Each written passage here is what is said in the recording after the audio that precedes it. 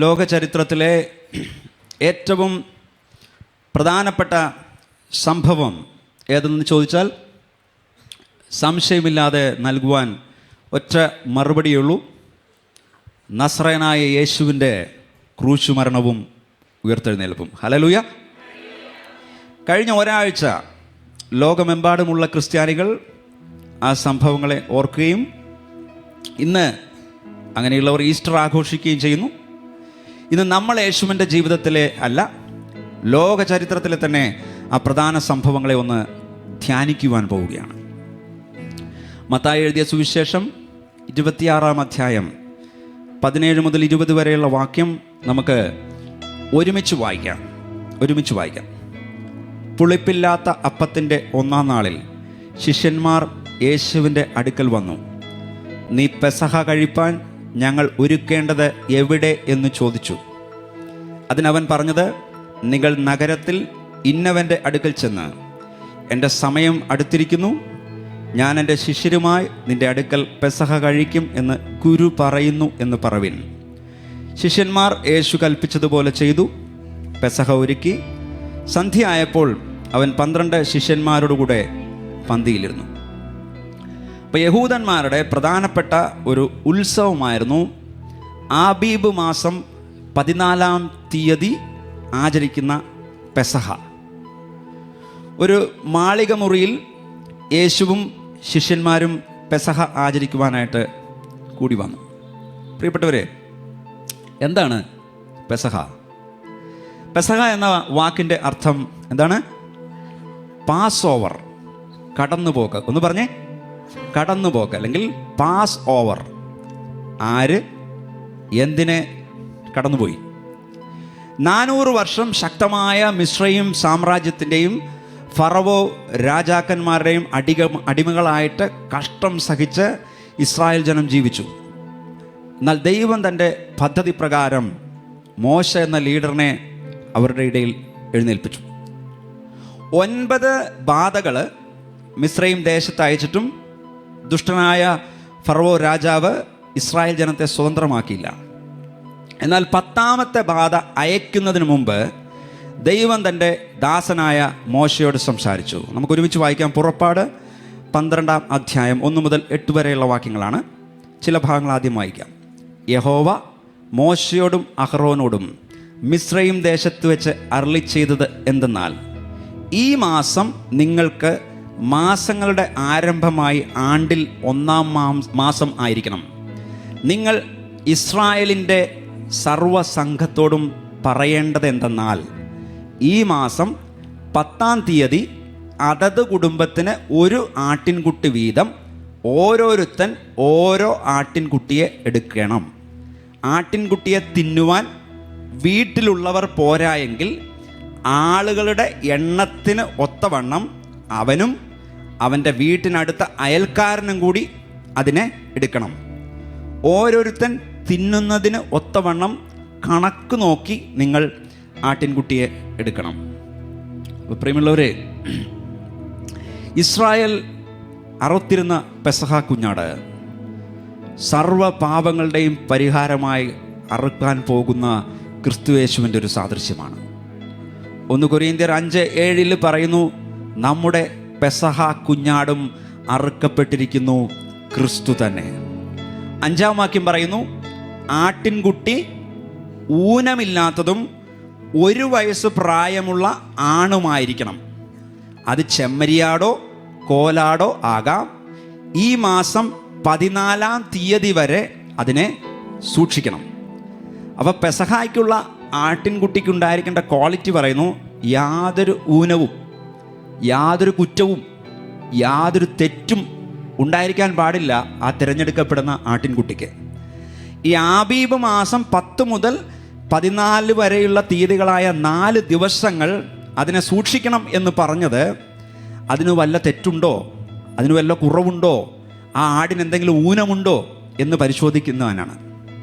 അതുപോലെ പ്രിയപ്പെട്ടവരെ, യേശുവിൻ്റെ പരസ്യ ശുശ്രൂഷ കാലയളവിന് ശേഷവും ശത്രുക്കൾക്ക് പോലും യേശുവിൽ ഒരു കുറ്റവും കണ്ടെത്തുവാനായിട്ട് സാധിച്ചില്ല. ഇനി പെസഹ കുഞ്ഞാടിനെ എന്ത് ചെയ്യുവാനായിട്ടാണ് ദൈവം കൽപ്പിച്ചത്? 6-ാം വാക്യം അവസാനം ഇങ്ങനെ പറയുന്നു, ഇസ്രായേൽ സഭയുടെ കൂട്ടമെല്ലാം സന്ധ്യാസമയത്ത് അതിനെ അറക്കണം. അപ്പം പരിശോധിച്ചിട്ട് ഒരു കുറ്റവുമില്ല, ഒരു ഊനവുമില്ല എന്ന് കണ്ട ആട്ടിൻകുട്ടി കൊല്ലപ്പെടണം. നമ്മുടെ പെസഹ കുഞ്ഞാടും നമുക്ക് വേണ്ടി അറുക്കപ്പെട്ടു.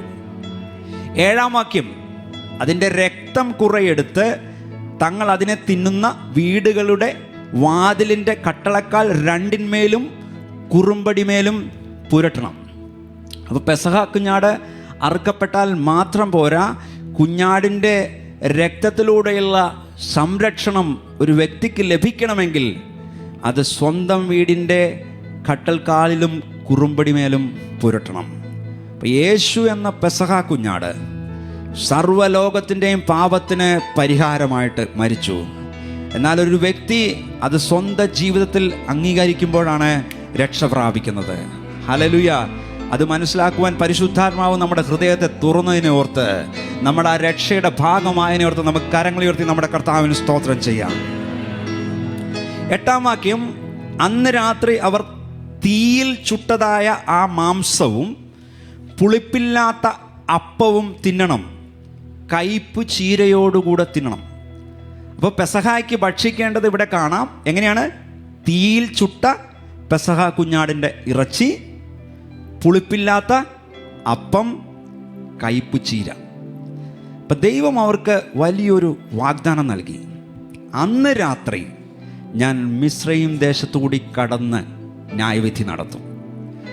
മിസ്രയീം ദേശത്തുള്ള സകല മനുഷ്യൻ്റെയും മൃഗങ്ങളുടെയും കടിഞ്ഞൂലുകളെയും ഞാൻ സംഹരിക്കും. എന്നാൽ രക്തം അടയാളമുള്ള ഒറ്റ വീട്ടിലും ന്യായവിധി ഉണ്ടാകില്ല. രക്തം പുരണ്ട സകല വീടുകളെയും കടന്നു പോകും. പാസ് ഓവർ, ഹല്ലേലൂയ, കടന്നു പോകും. അതാണ് പെസഹ. യേശുവിൻ്റെ രക്തം കൊണ്ട് നമ്മൾ മുദ്രയിടക്കപ്പെട്ടിരിക്കുന്നതുകൊണ്ട്, ഹല്ലേലൂയ, നമ്മൾ വീണ്ടെടുക്കപ്പെട്ടവരാണ് പ്രിയപ്പെട്ടവരെ. 2 കരങ്ങൾ ഉയർത്തി ഹല്ലേലൂയ പറഞ്ഞാട്ടെ. അപ്പൊ ദൈവം കൽപ്പിച്ചതുപോലെ തന്നെ അന്ന് രാത്രി സംഭവിച്ചു. അതോടുകൂടി ഫറവോൻ്റെ ഓർഡർ വന്നു, ഇസ്രായേൽ ജനത്തെ വിട്ടയച്ചേക്കാൻ പറഞ്ഞു. 40 ലക്ഷത്തോളം ജനങ്ങൾ, ഏകദേശ കണക്ക്, മിസ്രയീമിൽ നിന്ന് ഇറങ്ങി, ഫറവോയുടെ കീഴിൽ നിന്ന് ഇറങ്ങി. ഹല്ലേലൂയ. നമ്മുടെ പെസഹ കുഞ്ഞാടായ യേശു അറുക്കപ്പെട്ടതിനാൽ പാപത്തിൻ്റെയും ശാപത്തിൻ്റെയും ബന്ധനത്തിൽ നിന്ന്, നിത്യ നരകത്തിൽ നിന്ന്, സാത്താൻ്റെ അധീനതയിൽ നിന്ന് നമുക്ക് ജയം വന്നിരിക്കുന്നത് കൊണ്ട് നമുക്ക് പാടാം, ജയം ജയം ഹല്ലേലൂയ.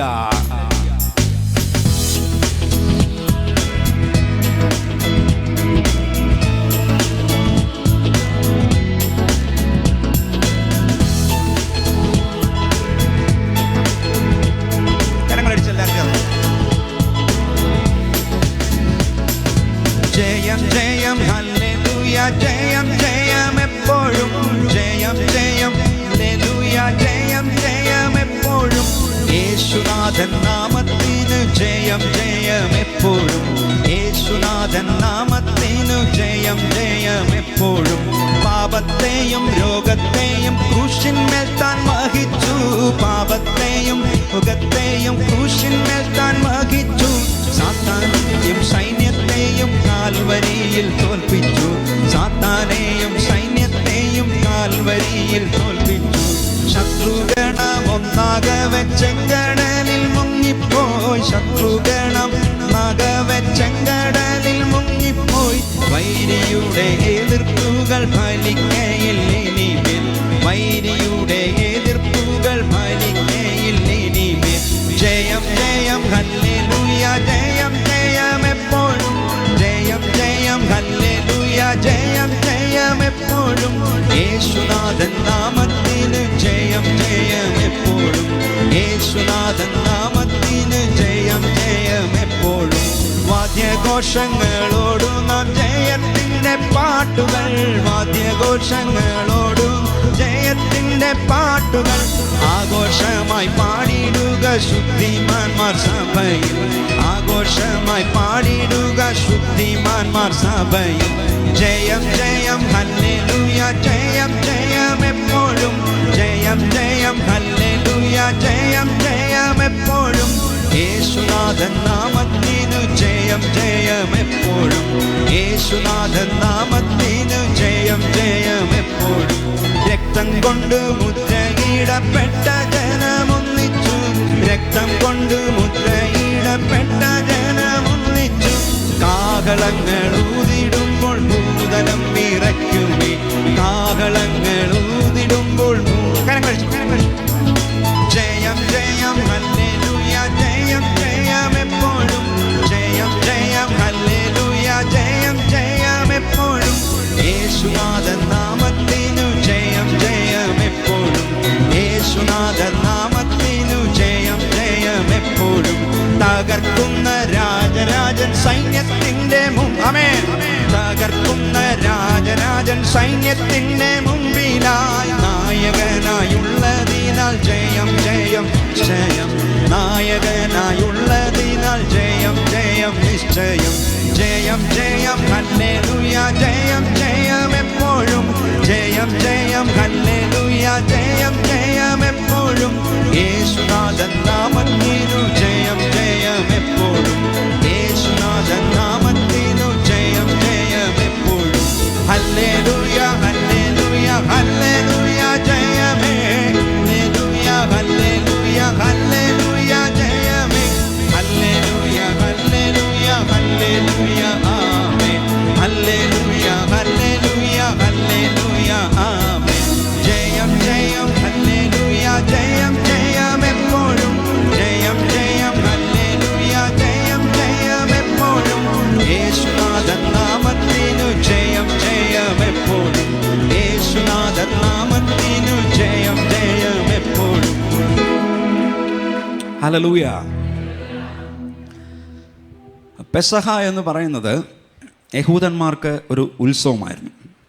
അപ്പോൾ യേശുവും ശിഷ്യന്മാരും മറ്റും യഹൂദന്മാരെ പോലെ പെസഹ ആചരിച്ചു. പ്രിയപ്പെട്ടവർ, നിങ്ങൾ ചിന്തിച്ചിട്ടുണ്ടോ എന്തുകൊണ്ടാണ് പെസഹ ആചരിക്കുന്ന അതേ ദിവസം തന്നെ യേശുവിനെ ക്രൂശീകരിക്കുവാനായിട്ട് പിടികൂടിയെന്ന്?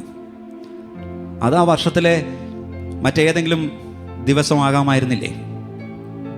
അല്ല, ദൈവത്തിൻ്റെ പദ്ധതിയായിരുന്നു ആ ദിവസം. പെസഹായുടെ ദിവസം തന്നെ യേശു പിടിക്കപ്പെടണം.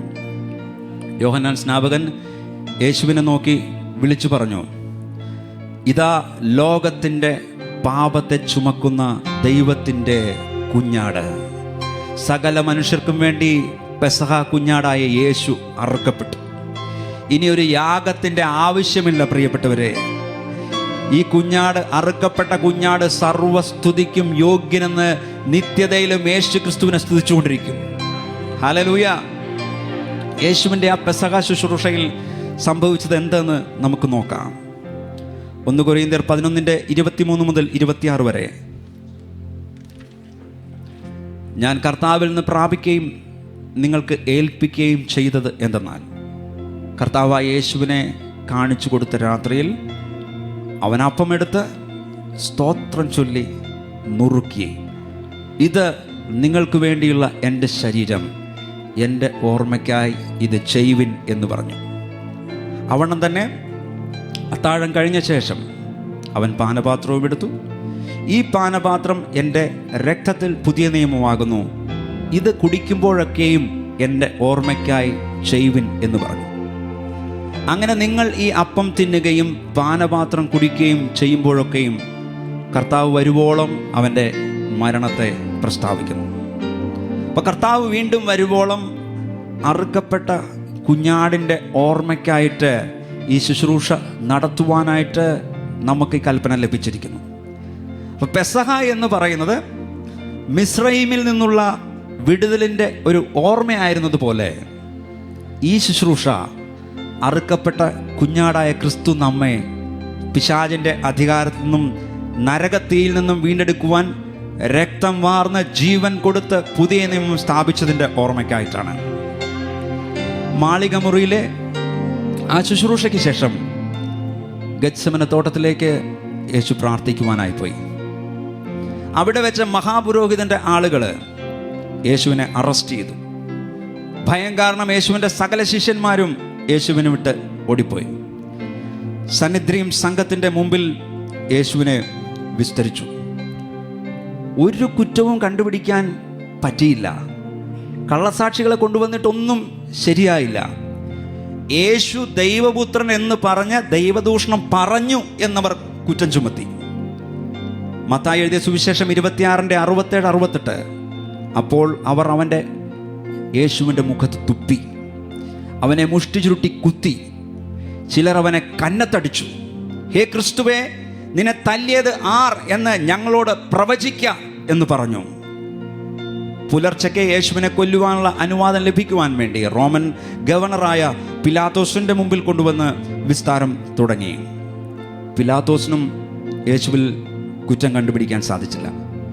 മത്തായി 27:22-23 പിലാത്തോസ് അവരോട്, എന്നാൽ ക്രിസ്തു എന്ന യേശുവിനെ എന്തു ചെയ്യേണ്ടു എന്ന് ചോദിച്ചതിന് അവനെ ക്രൂശിക്കണമെന്ന് എല്ലാവരും പറഞ്ഞു.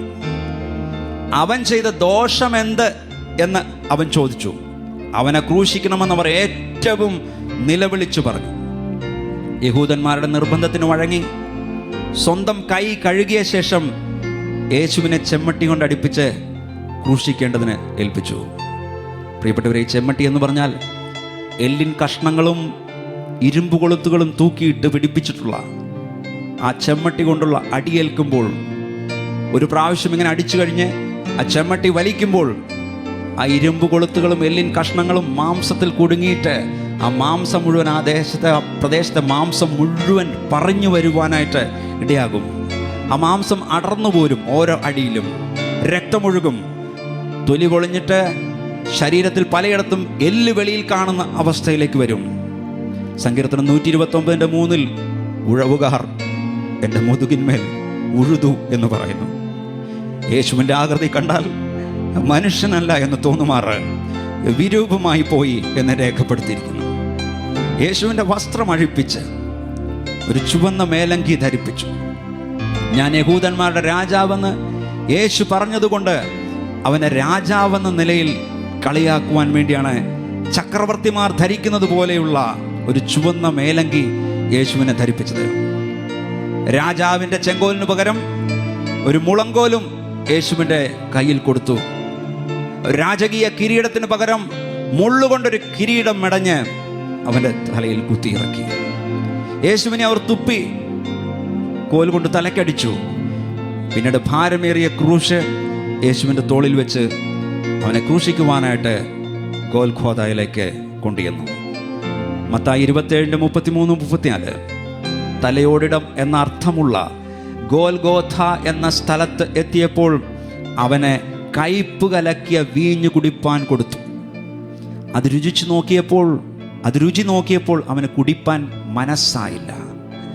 ക്രൂശീകരണത്തിൻ്റെ ആ വേദന അറിയാതിരിക്കുവാനായിട്ട് മയങ്ങിപ്പോകുന്ന കയ്പ് കലർത്തിയ വീഞ്ഞ് യെരുശലേമിലെ ധനികരായ ചില സ്ത്രീകൾ ക്രൂശിക്കപ്പെടുന്നവർക്ക് സൗജന്യമായിട്ട് കൊടുത്തു പോന്നു.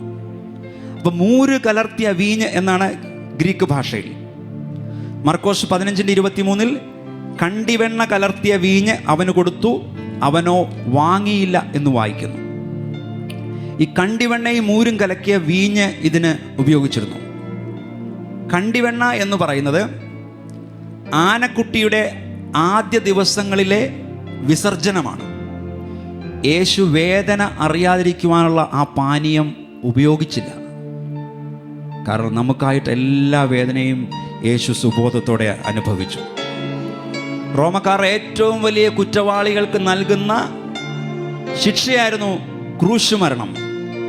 ക്രൂശ്, പ്രിയപ്പെട്ടവരെ, ശാപത്തിൻ്റെയും നിന്ദയുടെയും ചിഹ്നമായിരുന്നു ക്രൂശ്. അന്ന് യേശുവിനെ ക്രൂശിന്മേൽ കിടത്തി കൈകളിലും കാലുകളിലും ആ നീണ്ട ഇരുമ്പാണി അടിച്ചു കയറ്റി ക്രൂശിനോട് ചേർത്ത് ബന്ധിച്ച ശേഷം സകല ജനവും കാണുക ഉയർത്തി നിർത്തി. നസ്രയനായ യേശു യഹൂദന്മാരുടെ രാജാവെന്ന അവൻ്റെ കുറ്റസംഗതി എഴുതി ക്രൂശിൽ യേശുവിൻ്റെ തലയ്ക്ക് മീതെ വെച്ചു. വലത്തും ഇടത്തുമായിട്ട് 2 കള്ളന്മാരെയും യേശുവിനോടുകൂടെ ക്രൂശിച്ചു. അന്ന് ഗോൽഖോദയിൽ ക്രൂശിക്കപ്പെട്ട 3 പേർ ലോകത്തിൻ്റെ മനുഷ്യവർഗത്തെ പ്രതിനിധീകരിക്കുന്നു. 1, പശ്ചാത്തപിക്കാത്ത പാപി. ക്രൂശിൽ കിടന്ന ഒരു കള്ളൻ, നീ ക്രിസ്തുവെങ്കിൽ നിന്നെയും ഞങ്ങളെയും രക്ഷിക്ക എന്ന് പറഞ്ഞ് യേശുവിനെ ദുഷിച്ചു. ഈ കള്ളൻ മാനസാന്തരപ്പെട്ടില്ല, പശ്ചാത്തപിച്ചില്ല. പ്രിയപ്പെട്ടവരെ, അവൻ പാപത്തിൽ മരിച്ചു, അവൻ നഷ്ടപ്പെട്ടു, അവൻ നിത്യനരകത്തിലേക്ക് പോകുന്നു. രണ്ടാമത്തെ ക്രൂശിൽ കിടന്നത് ലോകരക്ഷകനാണ്, പാപികളുടെ രക്ഷിതാവാണ്. സർവ്വലോകത്തിൻ്റെയും പാപത്തിനു വേണ്ടി യേശുവോടെ യാഗമാകുന്നു. ഈ ക്രൂശ് മരണത്തിൽ രക്ഷയ്ക്കായി വിശ്വസിക്കുന്ന ഏവനും ദൈവമകനാകുവാനും നിത്യജീവൻ അനുഭവിക്കുവാനും കഴിയൂ, ഈ ക്രൂശ് മരണത്തിൽ വിശ്വസിക്കുന്നവർക്ക്. മൂന്നാമത്തെ ക്രൂശിൽ കിടന്നത് പശ്ചാത്തപിച്ച പാപിയാണ്. ഈ കള്ളൻ മറ്റവനെ ശാസിച്ചു, നാം ന്യായമായിട്ട് ശിക്ഷ അനുഭവിക്കുന്നു, ഇവനോ യേശുവോ അരുതാത്തതൊന്നും ചെയ്തിട്ടില്ല. പിന്നെ അവൻ, യേശുവേ, നീ രാജത്വം പ്രാപിച്ചു വരുമ്പോൾ എന്നെ ഓർത്തുകൊള്ളണമേ എന്ന് പറഞ്ഞു. യേശു അവനോട്, ഇന്ന് നീ എന്നോടുകൂടെ പറുദീസയിലിരിക്കുമെന്ന് പറഞ്ഞു. ഹല്ലേലൂയ. ഒരു നിമിഷം ചിന്തിക്കുക, കുരിശിൻ്റെ ചുവട്ടിൽ നിന്ന് തന്നെ നരകത്തിലേക്കും പറുദീസയിലേക്കുമുള്ള 2 വഴികൾ പിരിയുന്നു. അതേത് വഴി തിരഞ്ഞെടുക്കണമെന്ന് ഓരോ മനുഷ്യനും തീരുമാനിക്കേണ്ടതാണ്. ഹല്ലേലൂയ.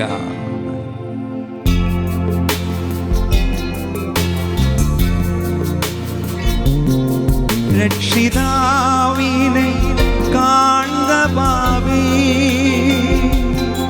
രക്ഷിതാവിനെ കാണുക പാപി, നിന്റെ പേർക്കല്ലയോ ക്രൂശിന്മേൽ തൂങ്ങുന്നു, നിന്റെ പേർക്കല്ലയോ ക്രൂശിന്മേൽ തൂങ്ങുന്നു. കാൽവരി മലമേൽ നോക്കൂ നീ, കാൽവരി മലമേൽ നോക്കൂ നീ, കാൽകരം ചേർന്നിതാ ആണിമേൽ തൂങ്ങുന്നു, കാൽകരം ചേർന്നിതാ ആണിമേൽ തൂങ്ങുന്നു. രക്ഷിതാവിനെ കാണുക പാപി, രക്ഷിതാവിനെ കാണുക പാപി, നിന്റെ പേർക്കല്ലയോ ക്രൂശിന്മേൽ തൂങ്ങുന്നു, നിന്റെ പേർക്കല്ലയോ ക്രൂശിന്മേൽ തൂങ്ങുന്നു. ജ്ഞാനപീഠമതിൽ കയറി, ജ്ഞാനപീഠമതിൽ കയറി, ഉള്ളിലെ കണ്ണുകൾ കൊണ്ടു നീ കാണുക, ഉള്ളിലെ കണ്ണുകൾ കൊണ്ടു നീ കാണുക. രക്ഷിതാവിനെ കാണുക പാപി, രക്ഷിതാവിനെ കാണുക പാപി, നിന്റെ പേർക്കല്ലയോ ക്രൂശിന്മേൽ തൂങ്ങുന്നു, നിന്റെ പേർക്കല്ലയോ ക്രൂശിന്മേൽ തൂങ്ങുന്നു. പാപത്തിൽ ജീവിക്കുന്നവനെ, പാപത്തിൽ ജീവിക്കുന്നവനെ,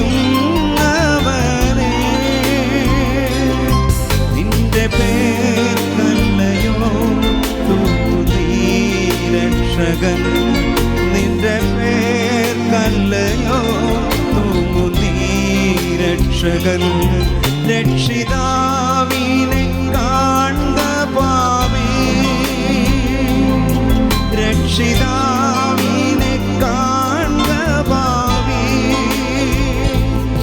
നിന്റെ പേർക്കല്ലയോ ക്രൂശിന്മേൽ തൂങ്ങുന്നു, നിന്റെ പേർക്കല്ലയോ ക്രൂശിന്മേൽ തൂങ്ങുന്നു. തള്ളുക നിന്റെ പാപമെല്ലാം, തള്ളുക നിന്റെ പാപമെല്ലാം, കള്ളവേദം നിന്നെ കേട്ടതിനുള്ളിൽ നീ, കള്ളവേദം നിന്നെ കേട്ടതിനുള്ളിൽ നീ,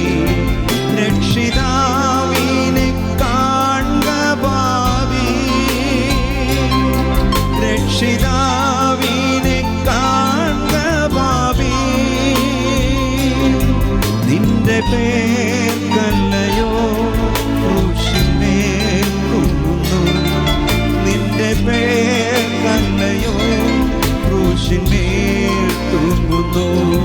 ഉള്ളം നീ മുഴുവൻ തുറന്നു, ഉള്ളം നീ മുഴുവൻ തുറന്നു. നല്ലയാമേശുവിൻ കയ്യിലേൽപ്പിക്കണേ, നല്ലയാമേശുവിൻ കയ്യിലേൽപ്പിക്കണേ. രക്ഷിതാവിനെ കാണുന്ന പാപി, രക്ഷിതാവിനെ കാണുന്ന പാപി, നിന്റെ പേർക്കല്ലയോ ക്രൂശിന്മേൽ തൂങ്ങുന്നു, നിന്റെ പേർക്കല്ലയോ ക്രൂശിന്മേൽ തൂങ്ങുന്നു. ഹല്ലേലൂയ. പാപത്തിൻ്റെ സകല ഭാരവും പേറി അതിവേദനയിൽ യേശു നിലവിളിച്ചു, ഏലി ഏലി ലമ്മ ശബക്താനി, എൻ്റെ ദൈവമേ എൻ്റെ ദൈവമേ നീ എന്നെ കൈവിട്ടതെന്ത്. മത്തായി 27:50 അവൻ പിന്നെയും ഉറക്ക നിലവിളിച്ചു എന്ന് കാണാം. ഒരു പ്രാവശ്യമല്ല, അനേക പ്രാവശ്യം യേശുവിൻ്റെ നിലവിളി ഗോൽഗോഥായിൽ മുഴങ്ങി നിന്നു. എനിക്ക് നിങ്ങൾക്കും വേണ്ടി യേശു എത്ര വേദന സഹിച്ചു, എത്ര കണ്ണുനീർ തൂകിയെന്ന് നിങ്ങൾ ചിന്തിച്ചിട്ടുണ്ടോ പ്രിയപ്പെട്ടവരെ? എന്നെയും നിങ്ങളെയും നഷ്ടപ്പെട്ട മാനവജാതിയെയും വീണ്ടെടുക്കുവാനുള്ള പുതുവഴി തുറക്കേണ്ടതിന് യേശു ഈ ക്രൂശ് മരണത്തിൻ്റെ കഷ്ടാനുഭവങ്ങളിലൂടെ എല്ലാം കടന്നുപോയി. ഇനി രക്ഷ പ്രാപിക്കാനായിട്ട് ഒരു കർമ്മം ചെയ്യേണ്ട ആവശ്യമില്ല. ഇനി രക്ഷ പ്രാപിക്കുവാനായിട്ട്, നിത്യജീവൻ പ്രാപിക്കാനായിട്ട് ഒരു നേർച്ച കഴിക്കേണ്ട ആവശ്യമില്ല. ഇനി രക്ഷ പ്രാപിക്കാനായിട്ട് ഒരു മലയും ഇഴഞ്ഞ് നീന്തി കയറേണ്ട ആവശ്യമില്ല. ഇനി രക്ഷ പ്രാപിക്കാനായിട്ട് ഒന്നിൻ്റെയും ചുറ്റും നിന്ന് കറങ്ങേണ്ട ആവശ്യമില്ല. ആകാശത്തിലെ സൂര്യനെയും ചന്ദ്രനെയും നക്ഷത്ര സമൂഹത്തെ നിർമ്മിച്ച സർവശക്തനായ ദൈവത്തിന് നമ്മുടെ ഒരു വിളക്കിൻ്റെ വെട്ടമോ ഒരു മെഴുകുതിരിയുടെ വെട്ടമോ ഒരു എണ്ണയോ ഒരു തേങ്ങയോ ഒന്നിൻ്റെയും ആവശ്യമില്ല പ്രിയപ്പെട്ടവരെ. ഹല്ലേലൂയ. നമുക്ക് വേണ്ടി സകലതും തമ്പുരാൻ ചെയ്തു. ഇനി രക്ഷ പ്രാപിപ്പാൻ ഒന്നും ചെയ്യണ്ട. കൃപയാൽ യേശുവിൽ വിശ്വസിക്കുന്നവർക്ക് ഏതു വ്യക്തിക്കും രക്ഷ പ്രാപിക്കാം. യേശു പറഞ്ഞു, ഞാൻ തന്നെ വഴിയും സത്യവും ജീവനുമാകുന്നു. ഞാൻ മുഖാന്തരമല്ലാതെ ആരും പിതാവിൻ്റെ അടുക്കൽ എത്തുന്നില്ല. മറ്റൊരുത്തനിലും രക്ഷയില്ല. നാം രക്ഷിക്കപ്പെടുവാൻ ആകാശത്തിനു കീഴെ മനുഷ്യരുടെ ഇടയിൽ നൽകപ്പെട്ട വേറെ ഒരു നാമവുമില്ല. കാരണം രക്ഷയ്ക്ക് വേണ്ടി ഇതുപോലൊരു മറുവില മറ്റാരും നൽകിയിട്ടില്ല. യോഹന്നാൻ 19:28-30 വരെ. അതിൻ്റെ ശേഷം സകലവും തികഞ്ഞിരിക്കുന്നു എന്ന് യേശു അറിഞ്ഞിട്ട് തിരുവെഴുത്ത് നിവൃത്തിയാകും വണ്ണം എനിക്ക് ദാഹിക്കുന്നു എന്ന് പറഞ്ഞു. അവിടെ പുളിച്ച വീഞ്ഞ് നിറഞ്ഞൊരു പാത്രം വെച്ചിട്ടുണ്ടായിരുന്നു. ഒരു സ്പോങ് പുളിച്ച വീഞ്ഞ് നിറച്ച് ഈസോപ്പ് തണ്ടിന്മേൽ ആക്കി അവൻ്റെ വായോട് അടുപ്പിച്ചു. യേശു പുളിച്ച വീഞ്ഞ് കുടിച്ച ശേഷം നിവൃത്തിയായി എന്ന് പറഞ്ഞ് തല ചായ്ച്ച് ആത്മാവിനെ ഏൽപ്പിച്ചു കൊടുത്തു. വീണ്ടെടുപ്പിൻ്റെ എല്ലാ വേലകളും നിറവേറ്റിയ ശേഷം പറഞ്ഞു, എനിക്ക് ദാഹിക്കുന്നു. ഒരു കോലിൻ്റെ അറ്റത്ത് അപ്പോൾ വെച്ച് സ്പോങ്ങിൽ മുക്കി പുളിച്ച വീഞ്ഞ് ക്രൂശിൽ കിടന്ന യേശുവിൻ്റെ വായോടടുപ്പിച്ചു കൊടുത്തു. യേശു അത് കുടിച്ചു. നേരത്തെ കൊടുത്ത നൂരും കണ്ടിവെണ്ണയും കലക്കിയ വേദന സംഹാരിയായ വീഞ്ഞല്ല ഇത്. ഇതെല്ലാം പൂർത്തീകരിച്ച ശേഷം യേശു ദാഹിച്ചപ്പോൾ കുടിച്ച പുളിച്ച വീഞ്ഞ് അഥവാ ചുറുക്കയാണ്. ഇംഗ്ലീഷിൽ ഇത് വിനെഗർ കൊടുത്തു എന്നാണ്. അത് കുടിച്ച ശേഷം യേശു പറഞ്ഞു, നിവൃത്തിയായി, ടെറ്റലസ്റ്റായി. ഇനി മനുഷ്യനെ പാപത്തിൽ നിന്ന് രക്ഷിക്കുവാനായിട്ട് ആരും ഒന്നും ചെയ്യേണ്ട ആവശ്യമില്ല. സകലതും ടെറ്റലസ്റ്റായി, എല്ലാം നിവൃത്തീകരിച്ചിരിക്കുന്നു. ഇത് പറഞ്ഞ് യേശു തൻ്റെ ആത്മാവിനെ ഏൽപ്പിച്ചു കൊടുത്തു. ശബത്തിൽ ക്രൂശിൽ ശരീരങ്ങൾ ഇരിക്കരുത് എന്നതുകൊണ്ട് പടയാളികൾ വെള്ളിയാഴ്ച വൈകുന്നേരം യേശുവിൻ്റെ ശരീരം ക്രൂശിൽ നിന്ന് ഇറക്കുവാനായിട്ട് വന്നു. ക്രൂശിൽ കിടക്കുന്ന വ്യക്തി മരിച്ചു എന്ന് ഉറപ്പിക്കുവാൻ വേണ്ടി കാല് ഒടിക്കുമായിരുന്നു. യോഹന്നാൻ 19:31 മുതൽ 33 വരെ. അന്ന് ഒരുക്കനാളും ആ ശബത്ത് നാൾ വലിയതുമാകൊണ്ട് ശരീരങ്ങൾ ശബത്തിൽ ക്രൂശിന്മേൽ ഇരിക്കരുത് എന്ന് വെച്ച് അവരുടെ കാൽ ഒടിച്ച് എടുപ്പിക്കണം എന്ന് യഹൂദന്മാർ പീലാത്തോസിനോട് അപേക്ഷിച്ചു. പടയാളികൾ വന്ന് ഒന്നാമത്തവൻ്റെയും അവനോടുകൂടെ ക്രൂശിക്കപ്പെട്ട മറ്റവൻ്റെയും കാൽ ഒടിച്ചു. അവർ യേശുവിൻ്റെ അടുക്കൽ വന്നു.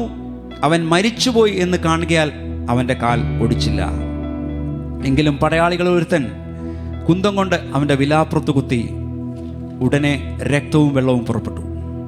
കർത്താവ് വേഗം മരിച്ചതിനാൽ കാല് ഒടിക്കേണ്ടി വന്നില്ല. എന്നാൽ മരണം ഉറപ്പാക്കുന്നതിന് വേണ്ടി പടയാളികളിൽ ഒരാൾ കുന്തം കൊണ്ട് യേശുവിൻ്റെ വിലാപ്പുറം കുത്തിപ്പൊളിച്ചു. അത് ഹൃദയം വരെ തുളഞ്ഞു കയറി കാണും. അതുകൊണ്ടാണ് രക്തവും ഹൃദയത്തിന് ആവരണമായി കിടക്കുന്ന വെള്ളവും കൂടെ പുറത്തേക്ക് വന്നത്. അവസാന തുള്ളി രക്തം വരെ യേശുവിൻ്റെ ശരീരത്തിൽ നിന്ന് പുറത്തുപോയി. പ്രിയപ്പെട്ടവരെ, എനിക്ക് വേണ്ടി, നിങ്ങൾക്ക് വേണ്ടി, സകല മനുഷ്യർക്കും വേണ്ടി അവസാന തുള്ളി രക്തം വരെ കർത്താവ് കൊടുത്തു തീർത്തു.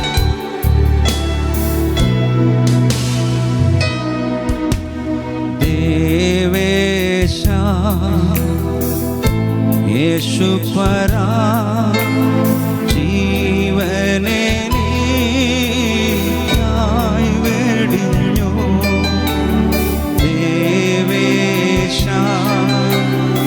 യേശുപരാ ജീവനെ നീയായി വെടിഞ്ഞു. ജീവനറ്റ പാപികൾക്കു നിത്യജീവൻ കൊടുപ്പാനായി നീ മരിച്ചു. നിത്യജീവൻ കൊടുപ്പാനായി നീ മരിച്ചു. ഗതസമന ഭുവനത്തിൽ അധിക ഭാരം വഹിച്ചതിനാ അതിവേദയിൽ ആയിട്ടും നാദനിഷ്ടം നടപ്പതിനനുസരിച്ചു. നാദനിഷ്ടം നടപ്പതിനനുസരിച്ചു. അന്നാസിൽ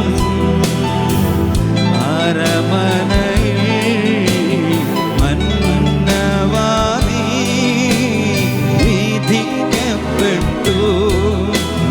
കരങ്ങളിൽ കരങ്ങൾ കൊണ്ട് മന്നാ നിന്നെ അടിച്ചവർ പരിഹസിച്ചു.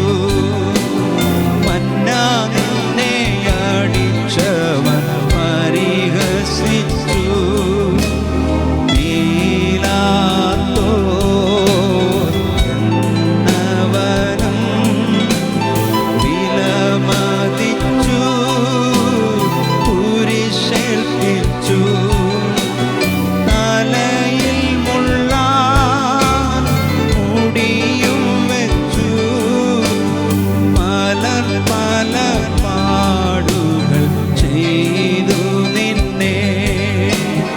പലർ പല പാടുകൾ ചെയ്തു നിന്നെ. ബലഹീന ആയ നിന്നെ വലിയ കുല ഭാരം ചുമ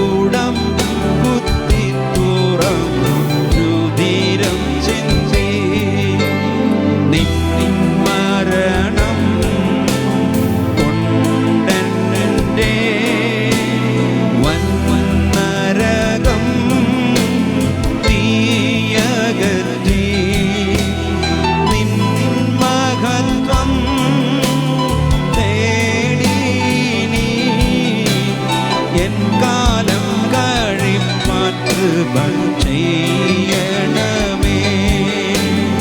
എൻ കാലം കഴിപ്പാൻ കൃപ ചെയ്യണമേ. ഹല്ലേലൂയ. അന്നുവരെ ഒരു രഹസ്യ ശിഷ്യനായിരുന്ന അരിമത്യക്കാരനായ യോസഫ് യേശുവിൻ്റെ ശരീരമെടുക്കുവാൻ അനുവാദം പിലാത്തോസിൽ നിന്ന് നേടിയെടുത്തു. അരിമത്യക്കാരൻ യോസഫും നിക്കോദിമോസും ചേർന്ന് യേശുവിൻ്റെ ശരീരത്തിൽ സുഗന്ധദ്രവ്യങ്ങൾ പൂശി ശീല പൊതിഞ്ഞു കെട്ടി ആരെയും വെച്ചിട്ടില്ലാത്ത പുതിയ കല്ലറയിൽ യേശുവിൻ്റെ ശരീരം വെച്ചു. മത്തായി 27:62 മുതൽ 65 വരെ വായിക്കാം. ഒരുക്കനാളിൻ്റെ പിറ്റേ ദിവസം മഹാപുരോഹിതന്മാരും പരീശന്മാരും പിലാത്തോസിൻ്റെ അടുക്കൽ ചെന്നുകൂടി. യജമാനനെ, ആ ചതിയൻ ജീവനോടിരിക്കുമ്പോൾ 3 നാൾ കഴിഞ്ഞിട്ട് ഞാൻ ഉയർത്തെഴുന്നേൽക്കുമെന്ന് പറഞ്ഞ പ്രകാരം ഞങ്ങൾക്ക് ഓർമ്മ വന്നു. അതുകൊണ്ട് അവൻ്റെ ശിഷ്യന്മാർ ചെന്ന് അവനെ മോഷ്ടിച്ചിട്ട് അവൻ മരിച്ചവരുടെ ഇടയിൽ നിന്ന് ഉയർത്തെഴുന്നേറ്റു എന്ന് ജനത്തോട് പറയുകയും ഒടുവിലത്തെ ചതിവ് മുമ്പിലത്തേതിലും വിഷമമായി തീരുകയും ചെയ്യാതിരിക്കേണ്ടതിന് 3-ാം നാൾ വരെ കല്ലറ ഉറപ്പാക്കുവാൻ കൽപ്പിക്ക എന്ന് പറഞ്ഞു. പീലാത്തോസ് അവരോട്, കാവൽക്കൂട്ടത്തെ തരാം, പോയി നിങ്ങളാൽ ആകുന്നിടത്തോളം ഉറപ്പുവരുത്തുവിൻ എന്ന് പറഞ്ഞു. അവർ ചെന്ന് കല്ലിന് മുദ്ര വെച്ചു കാവൽക്കൂട്ടത്തെ നിർത്തി കല്ലറ ഉറപ്പാക്കി. യേശുവിൻ്റെ ശരീരം കല്ലറയിൽ അടക്കി കഴിഞ്ഞപ്പോൾ മഹാപുരോഹിതന്മാർക്കും കൂട്ടാളികൾക്കും അടുത്ത വെപ്രാളം തുടങ്ങി. എന്താ? യേശു ജീവിച്ചിരിക്കുന്ന സമയത്ത് പല പ്രാവശ്യം പറഞ്ഞിട്ടുള്ള കാര്യമാണ്. എന്തു പറഞ്ഞു? 3-ാം നാൾ കഴിഞ്ഞിട്ട് ഞാൻ ഉയർത്തെഴുന്നേൽക്കുമെന്ന്. അതെങ്ങാനും സംഭവിച്ചാലോ ഇത്രയും കഷ്ടപ്പെട്ട് ക്രൂശീകരിച്ചത് വെറുതെ ആവും. അതുമാത്രമല്ല, പിന്നെ കാര്യങ്ങൾ പിടിച്ചാൽ കിട്ടുകയില്ല. അവർ വേഗം പീലാത്തോസിൻ്റെ അടുക്കൽ ചെന്ന് യേശുവിൻ്റെ ശിഷ്യന്മാർ ശരീരം മോഷ്ടിച്ചിട്ട് യേശു ഉയർത്തെഴുന്നേറ്റതാണെന്ന് പറയാൻ സാധ്യതയുണ്ട്. അതുകൊണ്ട് 3-ാം നാൾ വരെ കല്ലറ ഉറപ്പാക്കണം. പീലാത്തോസ് അവരുടെ ആവശ്യം മാനിച്ചു. കല്ലറയുടെ മുമ്പിൽ കാവൽക്കൂട്ടത്തെ നിർത്തി കല്ലിന് മുദ്ര വെച്ചു. കല്ലറ മുദ്ര വെച്ച സംഭവം ലോക ചരിത്രത്തിൽ ഇന്നുവരെ ഉണ്ടായിട്ടില്ല. ഹല്ലേലൂയ. ഇതൊന്നും ഒരു കെട്ടുകഥയല്ല, ചരിത്രത്തിൽ സംഭവിച്ചിട്ടുള്ള കാര്യങ്ങളാണ്. നമ്മളൊരു കാര്യം ഓർക്കണം. യേശുവിൻ്റെ സാധാരണക്കാരായ ശിഷ്യന്മാർക്കോ കൂടെ നടന്ന സ്ത്രീകൾക്കോ, പ്രിയപ്പെട്ടവരെ, റോമൻ ഗവൺമെൻറ്റിൻ്റെ പട്ടാളക്കാരുടെ കാവൽ ഭേദിച്ച് ശവശരീരം മോഷ്ടിക്കാനുള്ള കെൽപ്പുണ്ടോ? ആ കെൽപ്പ് അവർക്കില്ല. ശിഷ്യന്മാരെല്ലാം തന്നെ അന്ന് പേടിച്ചൊളിവിൽ പോയിരിക്കുക. എന്നാൽ സ്വർഗീയ ദൂതന്മാർ വന്ന് കല്ലറയുടെ കാവൽ ഏറ്റെടുക്കുന്നത് വരെ റോമൻ പടയാളികൾ മിശിഹാ രാജാവിൻ്റെ കല്ലറയ്ക്ക് മുമ്പിൽ ഗാർഡ് ഓഫ് ഓണർ കൊടുത്തുകൊണ്ട് നിന്നു. ഞങ്ങളാണ് ഏറ്റവും ശക്തരായ റോമൻ സാമ്രാജ്യത്തിൻ്റെ പടയാളികൾ എന്ന അഹങ്കാരത്തോടെ ഈ കല്ലറ പൊട്ടിക്കുന്നത് ആരാണ്? ഇത് മോഷ്ടിച്ചുകൊണ്ട് പോകുന്ന ആരാണ്? ആര് തകർക്കുമെന്ന ചിന്തയോടെ അവർ നിൽക്കുകയാണ്. മത്തായി 28:1 മുതൽ 8 വരെ നമുക്ക് വായിക്കാം. ശബത്ത് കഴിഞ്ഞ് ആഴ്ചവട്ടത്തിൻ്റെ 1-ാം ദിവസം വെളുക്കുമ്പോൾ മഗ്ദലക്കാരി മറിയയും മറ്റേ മറിയയും കല്ലറ കാണുവാൻ ചെന്നു. പെട്ടെന്ന് വലിയൊരു ഭൂകമ്പമുണ്ടായി. കർത്താവിൻ്റെ ദൂതൻ സ്വർഗത്തിൽ നിന്ന് ഇറങ്ങി വന്നു.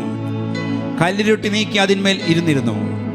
അവൻ്റെ രൂപം മിന്നലിന് ഒത്തതും അവൻ്റെ ഉടുപ്പ് ഹിമം പോലെ വെളുത്തതും ആയിരുന്നു.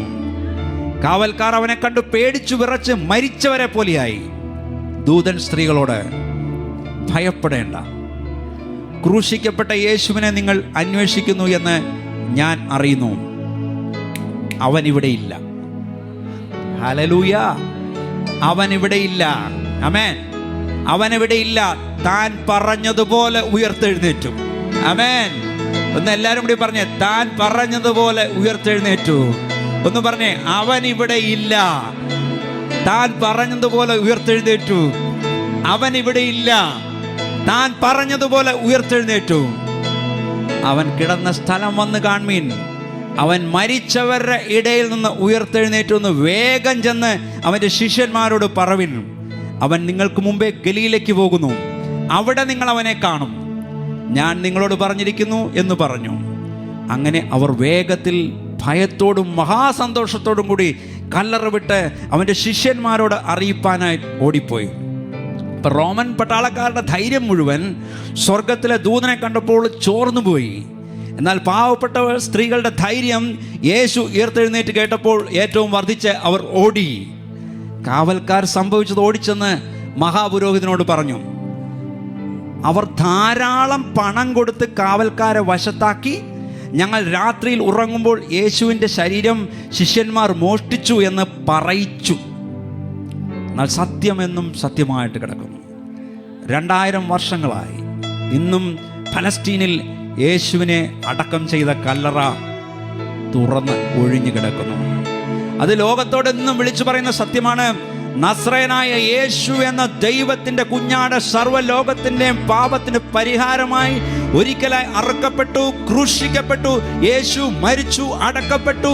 എന്നാൽ 3-ാം നാൾ പ്രവചനം പോലെ തന്നെ റോമൻ ഗവൺമെന്റിന്റെ മുദ്രയെ പൊട്ടിച്ചുകൊണ്ട് ഉയർത്തെഴുന്നേറ്റു. ഹല്ലേലൂയ, ആമേൻ. ക്രിസ്തീയ സഭയുടെ അടിസ്ഥാനം എന്ന് പറഞ്ഞാൽ യേശുവിൻ്റെ ക്രൂശ് മരണവും യേശു ക്രിസ്തുവിൻ്റെ ഉയർപ്പുമാണ്. യേശു ഉയർത്തെഴുന്നേറ്റില്ലായിരുന്നുവെങ്കിൽ ക്രിസ്തീയ സഭ ഉണ്ടാകുമായിരുന്നില്ല. യേശുവിൻ്റെ ക്രൂശീകരണത്തോടെ ധൈര്യം ചോർന്നുപോയ ശിഷ്യന്മാർ യേശു ഉയർത്തെഴുന്നേറ്റതോടെ വീണ്ടും പൂർവാധികം ധൈര്യമുള്ളവരായി. മരണത്തെയും പാതാളത്തെയും തോൽപ്പിച്ച യേശുവിൻ്റെ സാന്നിധ്യമാണ് അവരെ ഭൂലോകത്തെ കീഴ്മേൽ മറിക്കുന്നവരാക്കി മാറ്റിയത്. ഉയർത്തെഴുന്നേറ്റ യേശു ശിഷ്യന്മാർക്ക് പ്രത്യക്ഷനായ ഭാഗം നമുക്കൊന്ന് വായിച്ചു നോക്കാം. ലൂക്കോസ് 24:36 മുതൽ 40 വരെ. ഇങ്ങനെ അവർ സംസാരിച്ചു കൊണ്ട് ഇരിക്കുമ്പോൾ അവൻ അവരുടെ നടുവിൽ നിന്നു, നിങ്ങൾക്ക് സമാധാനം എന്ന് പറഞ്ഞു. അവർ ഞെട്ടി ഭയപ്പെട്ടു. ഒരു ഭൂതത്തെ കാണുന്നു എന്ന് അവർക്ക് തോന്നി. യേശു അവരോട്, നിങ്ങൾ കലങ്ങുന്നത് എന്ത്? നിങ്ങളുടെ ഹൃദയത്തിൽ സംശയം പൊങ്ങുന്നതും എന്ത്? ഞാൻ തന്നെ ആകുന്നു എന്ന് എൻ്റെ കൈയും കാലും നോക്കി അറിവിൻ. എന്നെ തൊട്ട് നോക്കുവിൻ. എന്നിൽ കാണുന്നത് പോലെ ഭൂതത്തിന് മാംസവും അസ്ഥിയും ഇല്ലല്ലോ എന്ന് പറഞ്ഞ് അവൻ കൈയും കാലും അവരെ കാണിച്ചു. ഉയർത്തെഴുന്നേറ്റ യേശുവിനെ ശിഷ്യന്മാർ തൊട്ടറിഞ്ഞു. യേശു ഉയർത്തെഴുന്നേറ്റില്ലായിരുന്നെങ്കിൽ പ്രിയപ്പെട്ടവരെ, ജീവൻ കളയുവാനായിട്ട് തയ്യാറായി ഈ ശിഷ്യന്മാർ ഈ സുവിശേഷവുമായിട്ട് ഇറങ്ങുമെന്ന് നിങ്ങൾ ചിന്തിക്കുന്നുണ്ടോ? യേശു ഉയർത്തെഴുന്നേറ്റു എന്ന് ശിഷ്യന്മാർ വെറുതെ കള്ളം പറഞ്ഞ് രക്തസാക്ഷികളാകാനായിട്ട് ഇവർ തയ്യാറാകുമെന്ന് ചിന്തിക്കുന്നുണ്ടോ പ്രിയപ്പെട്ടവരെ? യേശു ഉയർത്തെഴുന്നേറ്റത് കൊണ്ടാണ് ഈ സുവിശേഷത്തിന് ശക്തിയുള്ളത്. ഈ സുവിശേഷമാണ് എന്നെയും നിങ്ങളെയും രൂപാന്തരപ്പെടുത്തിയത്. അതുകൊണ്ട് ഈ ശക്തിയുള്ള സുവിശേഷം മറ്റുള്ളവരോട് പറയാനുള്ള വലിയ ഉത്തരവാദിത്വം നമുക്ക് ഓരോരുത്തർക്കും ഉണ്ടെന്നുള്ള കാര്യം നമ്മൾ മറന്നു പോകരുത്. 1 കൊരിന്ത്യർ 15:3 മുതൽ 8 വരെ. ക്രിസ്തു നമ്മുടെ പാപങ്ങൾക്ക് വേണ്ടി തിരുവെഴുത്തുകളിൻ പ്രകാരം മരിച്ച് അടക്കപ്പെട്ട് തിരുവെഴുത്തുകളിൻ പ്രകാരം 3-ാം നാൾ ഉയർത്തെഴുന്നേറ്റു. കേഫാവിനും, അതായത് പത്രോസിനും, പിന്നെ 12 പ്രത്യക്ഷനായി എന്നിങ്ങനെ ഞാൻ ഗ്രഹിച്ചത് തന്നെ നിങ്ങൾക്ക് ആദ്യമായി ഏൽപ്പിച്ചു തന്നല്ലോ. അനന്തരം അവൻ 500-ലധികം സഹോദരന്മാർക്ക് ഒരുമിച്ച് പ്രത്യക്ഷനായി. അവർ മിക്കപേരും ഇന്ന് ജീവനോടിരിക്കുന്നു, ചിലരോ നിദ്ര പ്രാപിച്ചിരിക്കുന്നു. അനന്തരം അവൻ യാക്കോബിനും പിന്നെ അപ്പോസ്തലന്മാർക്ക് എല്ലാവർക്കും പ്രത്യക്ഷനായി. എല്ലാവർക്കും ഒടുവിൽ അകാല പ്രജ പോലെയുള്ള എനിക്കും, അതായത് പൗലോസിനും പ്രത്യക്ഷനായി. ഇനി ക്രിസ്തു മരണത്തിൽ നിന്ന് ഉയർത്തെഴുന്നേറ്റ് വന്നതിന് നമ്മുടെ ജീവിതത്തിൽ എന്താണ് പ്രസക്തി? 1 കൊരിന്ത്യർ 15:14. ക്രിസ്തു ഉയർത്തെഴുന്നേറ്റിട്ടില്ല എങ്കിൽ ഞങ്ങളുടെ പ്രസംഗം വ്യർത്ഥം, നിങ്ങളുടെ വിശ്വാസവും വ്യർത്ഥം. എന്നാൽ യേശു ക്രിസ്തു മരണത്തെയും പാതാളത്തെയും തോൽപ്പിച്ച് ഉയർത്തെഴുന്നേറ്റു.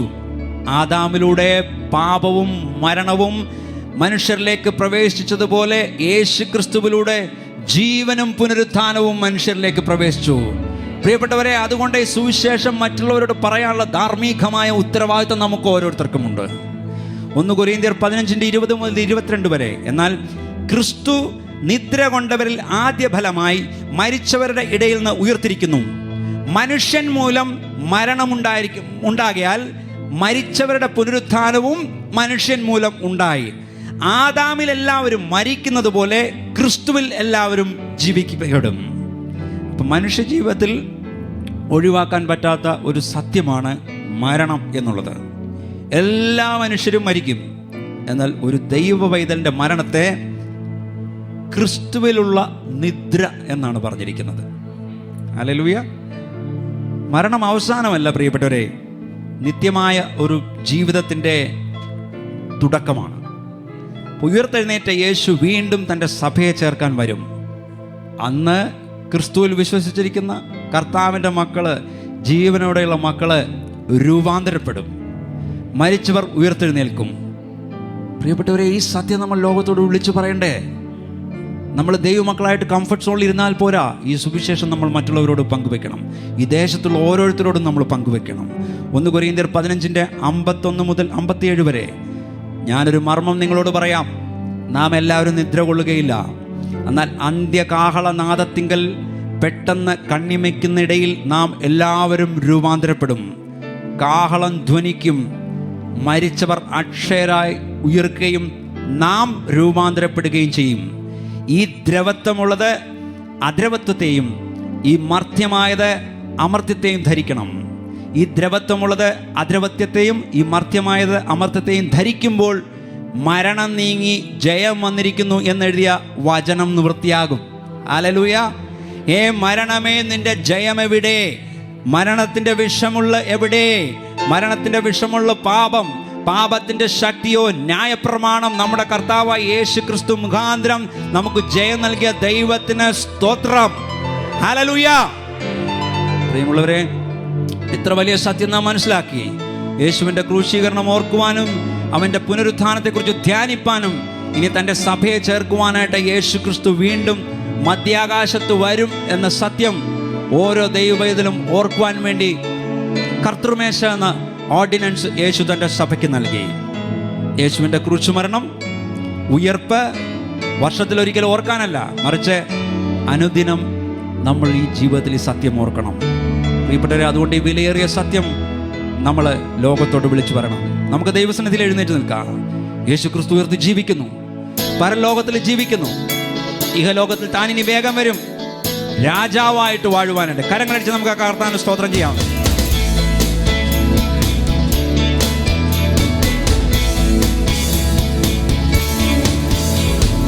യേശു ക്രിസ്തു ഉയർത്തു ജീവിക്കുന്നു, പരലോകത്തിൽ ജീവിക്കുന്നു. യേശു ക്രിസ്തു ഉയർത്തു ജീവിക്കുന്നു, പരലോകത്തിൽ ജീവിക്കുന്നു. ഇഹലോകത്തിൽ താൻ ഇനി വേഗം വരും, രാജരാജനായി വാണിടുവാൻ. ഹല്ലേലൂയ, ജയം ഹല്ലേലൂയ, യേശു കർത്താവ് ജീവിക്കുന്നു. ഹല്ലേലൂയ, ജയം ഹല്ലേലൂയ, യേശു കർത്താവ് ജീവിക്കുന്നു. കൊല്ലുന്ന മരണത്തിൽ ഘോരതര വിഷപ്പല്ലു തകർന്നരാകയാ. കൊല്ലുന്ന മരണത്തിൽ ഘോരതര വിഷപ്പല്ലു തകർന്നരാകയാ. ഇനി തെല്ലും ഭയമെന്യ മൃത്യുവിനെ നമ്മൾ വെല്ലുവിളിക്കുകയാ. ഹല്ലേലൂയ, ജയം ഹല്ലേലൂയ, യേശു കർത്താവ് ജീവിക്കുന്നു. ഹല്ലേലൂയ, ജയം ഹല്ലേലൂയ, യേശു കർത്താവ് ജീവിക്കുന്നു. എന്നേശു ജീവിക്കുന്നായതിനാൽ ഞാനും എന്നേക്കും ജീവിക്കുകയാം. എന്നേശു ജീവിക്കുന്നായതിനാൽ ഞാനും എന്നേക്കും ജീവിക്കുകയാം. ഇനി തന്നെ പിരിഞ്ഞൊരു ജീവിതമിൽ എനിക്കെല്ലാം എന്നേശുവത്രേ. ഹല്ലേലൂയ, ജയം ഹല്ലേലൂയ, യേശു കർത്താവ് ജീവിക്കുന്നു. ഹല്ലേലൂയ, ജയം ഹല്ലേലൂയ, യേശു കർത്താവ് ജീവിക്കുന്നു. മന്നീലവാസമനേശു മുന്നിൽ മഹത്വത്തിനാം. മന്നീലവാസമനേശു മുന്നിൽ മഹത്വത്തിനാം. ഇനി വെണ്ണീരവയിൽ ചെന്നെത്തുന്ന നാളുകളെണ്ണി ഞാൻ പാർത്തിടുന്നു. ഹല്ലേലൂയ, ജയം ഹല്ലേലൂയ, യേശു കർത്താവ് ജീവിക്കുന്നു. ഹല്ലേലൂയ, ജയം ഹല്ലേലൂയ, യേശു കർത്താവ് ജീവിക്കുന്നു. ഹല്ലേലൂയ, ജയം ഹല്ലേലൂയ, യേശു കർത്താവ്